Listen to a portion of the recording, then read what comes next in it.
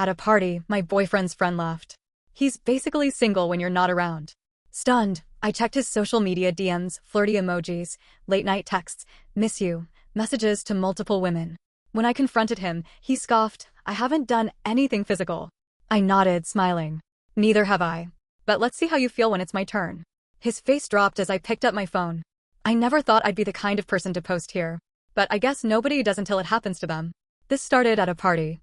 Some rich friend of my boyfriend's had rented out a loft in West Loop, Chicago, for the night. Huge space, floor-to-ceiling windows, sleek furniture, overpriced alcohol. The kind of party where half the people are standing around pretending to be cool and the other half are trying too hard. I wasn't even supposed to be there. Ryan, my boyfriend of 2 years, had mentioned it in passing. Probably just a guy's night, he'd said, like it was no big deal. But that night, my friend Emily, not her real name, texted me. Emily? Hey, are you coming to the party? Me? What party? Emily, Ryan's here. I stared at my screen. He hadn't invited me. Not that he had to, but still. I knew all his friends, and I usually went to stuff like this. The fact that he just didn't mention it felt weird. So I went. Maybe I should have stayed home. Maybe I should have just let it go. But I had this feeling in my stomach, something was off. I walked in, made the usual rounds, smiled, played nice. Ryan was across the room with his friends, drink in hand, looking like he belonged there more than he ever belonged with me. Then I heard it. A loud laugh. He's basically single when you're not around. I turned my head so fast my neck almost snapped. 3 guys.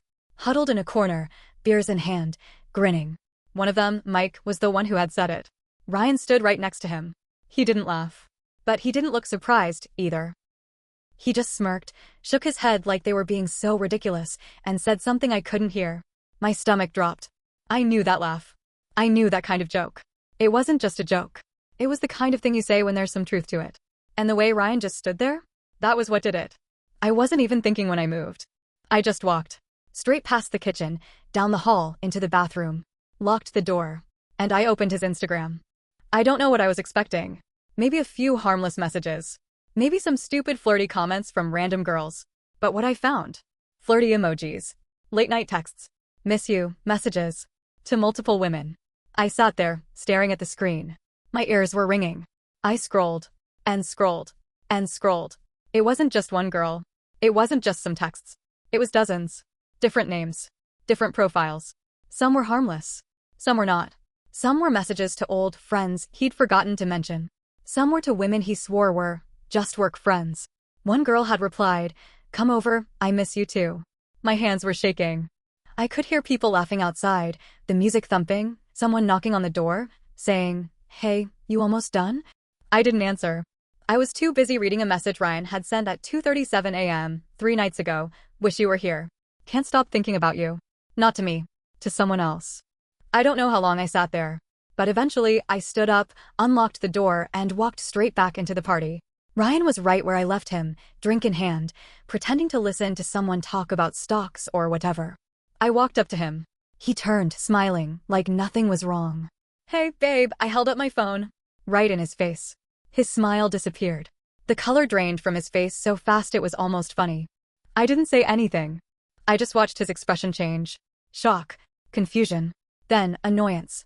Because Ryan wasn't sorry. Not yet. He was mad that he got caught. He glanced around, like maybe this was a joke, like maybe I wasn't really mad. What is this? I scrolled. Clicked. Opened a message. "Miss you, too," Ryan's face twitched. Look, it's not what I laughed. Not because anything was funny. Just because it was so pathetic. He actually thought I was stupid. "You miss her," I said, my voice weirdly calm. Ryan let out a sharp breath. "Babe, I haven't done anything physical." I tilted my head. "Oh!" My lips curled into a smile. "Neither have I." Ryan's face dropped. I watched his brain catch up, watched the gears start turning. And then, just to drive it home, I picked up my phone, opened Instagram, and typed out a message. To his coworker. The one he hated me talking to.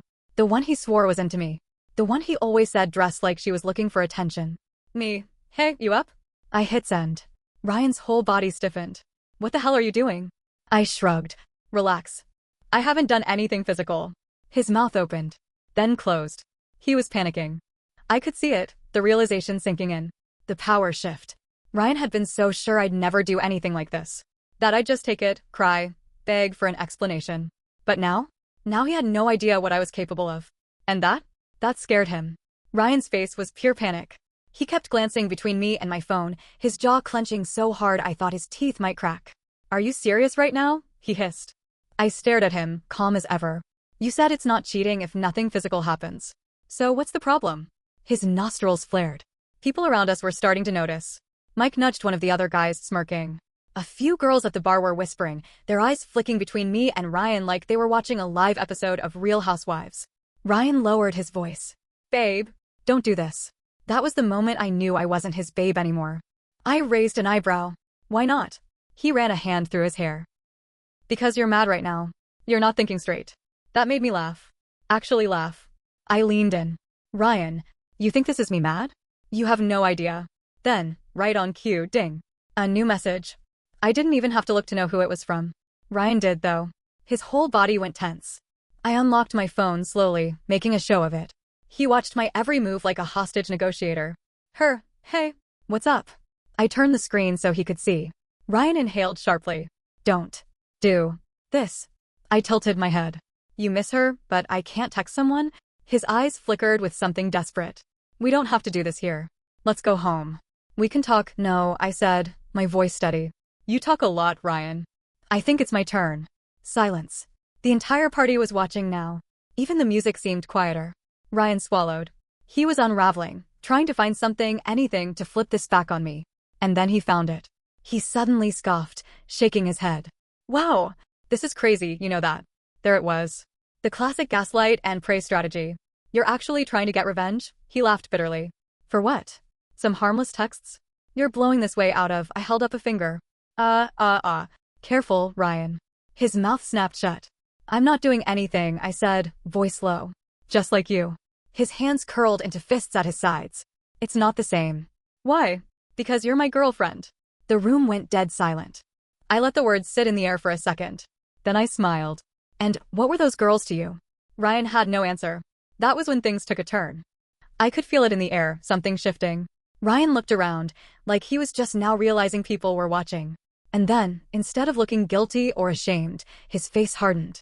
Fine, he muttered. Then, before I could process what was happening, he grabbed my wrist and pulled me toward the front door. The party gasped. Someone actually yelled, Yo, dude, what the F? I yanked my arm back. Are you insane? But Ryan wasn't listening. His eyes were wild, his whole body tense. We're leaving. I laughed in his face. You can leave. I'm not going anywhere. Ryan exhaled sharply, like he was trying to keep his cool. Please, he whispered. That was new. Ryan never pleaded. And maybe that's what made me pause. Because underneath all that anger, there was something else. Something I couldn't place. Was it fear? No, not fear. Dread.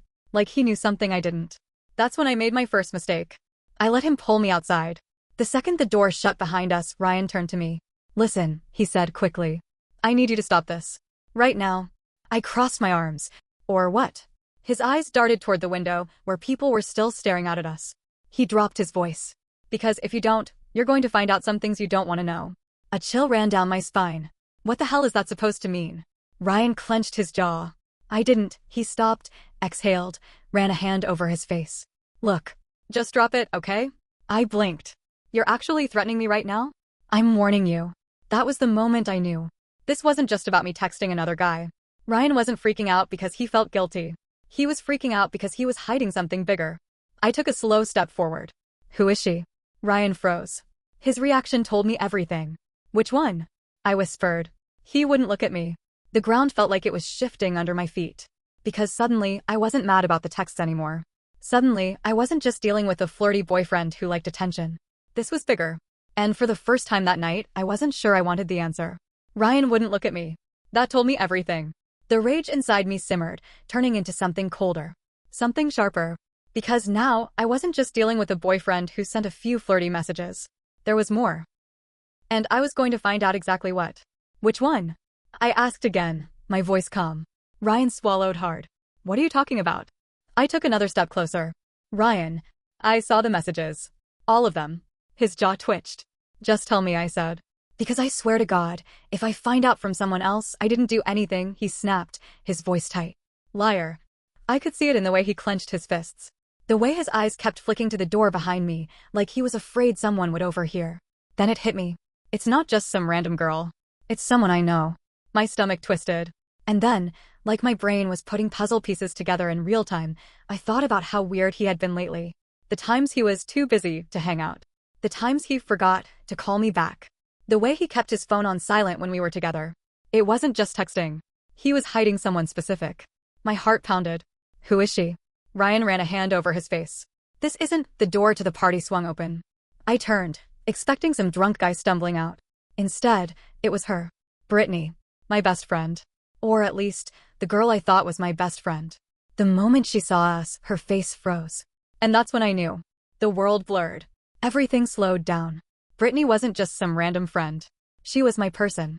The one who always texted me, "Did you get home safe?" after a night out. The one who sat with me on my bathroom floor last year when I had the flu and couldn't stop throwing up. The one who hugged me when I told her I was falling for Ryan.